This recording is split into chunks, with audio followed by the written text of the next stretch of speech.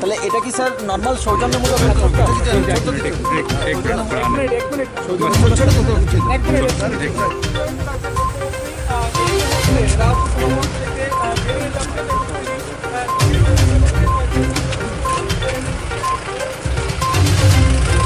একটা সেকেন্ড আহা নাস্তা পানি করবো পাঁচটার সময় আমার আসা ছিল, তো আমি স্যার আরেকটা বিষয়, আপনি পশ্চিমবঙ্গে ভোটের প্রচারে যাচ্ছেন, কতটা আশাবাদী? পশ্চিমবঙ্গে তো দেখুন নিশ্চিত সেখানে ভারতীয় জনতা পার্টির সরকার, আর পশ্চিমবঙ্গে মানুষ ত্যাগ করে নিয়েছে, সেটা 2019-এর লোকসভা ইলেকশনে প্রমাণিত হয়েছে। তো শুধু ভোটের দিনক্ষণ ঘোষণা করার বাকি রয়েছে, বাকি জনতা তৈরি আছে। আমরা পার্টির প্রচারে বা কার্যকর্তার সঙ্গে তাদের সহযোগিতা করার জন্য পুরো দেশ থেকেই আমরা সেখানে পৌঁছবো। আমাদের ত্রিপুরাতেও যখন ইলেকশন হয়েছে আপনারা দেখেছেন, আসাম হোক, মণিপুর হোক, প্রত্যেক স্টেট থেকে ভারতীয় জনতা পার্টির নেতৃত্ব এবং ছোট ছোট কার্যকর্তা বুথ লেভেলে গিয়ে কাজ করেছে। তো আমরাও ওয়েস্টবেঙ্গলে সেটা কাজ করব, সেই দিশাতে 23 তারিখ যাব। স্যার এডিসিতে নয়া জোট হয়েছে মহারাজ প্রদ্যুৎ কিশোর দেববর্মনের নেতৃত্বে, আপনার প্রতিক্রিয়া? দেখুন স্যার, এই বিষয়ে আমি কোনো কিছু বলতে চাইব না। বিজেপি আইপিএফটি সরকার, এটা ডেভেলপমেন্টমুখী সরকার। প্রদ্যুৎ বাবু আমার বন্ধুস্থানীয় লোক, আর তার মধ্যে এমন নতুন কিছু নেই।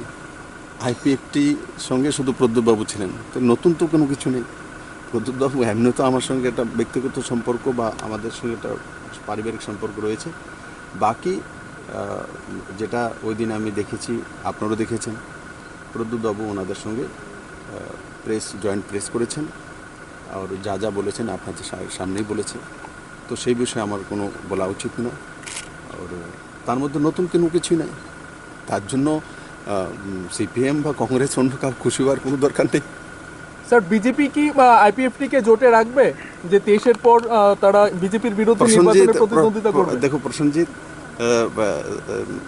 বিজেপি জোটে রাখবে না রাখবে সেটা যদি আমাদের একটা সিস্টেম আছে, নেতৃত্ব আছে। ভারতীয় জনতা পার্টি এবং আইপিএফটির যেটা সরকার রয়েছে সেটা ইলেকশনের আগে অ্যালায়েন্স, এবং সেটা কন্টিনিউ আমাদের সঙ্গে চলছে এবং আগামী দিনও চলবে এবং লম্বা সময় চলবে।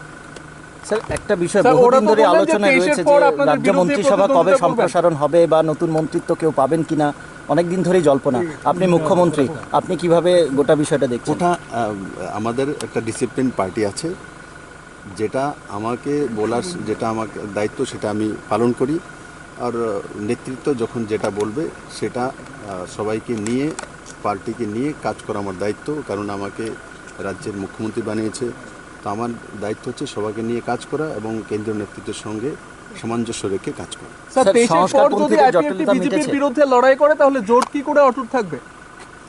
কোন 23 তো বহু দূরে আছে। না, ওরা বলছে তো সাধারণ নির্বাচনে আপনাদের বিরুদ্ধে করবে। ও আপনার কাছ থেকে আমি শুনলাম, আমাকে বলেন। সাংবাদিক সম্মেলনে বলেছে। আমাকে তো বলেনি। Thank you very much.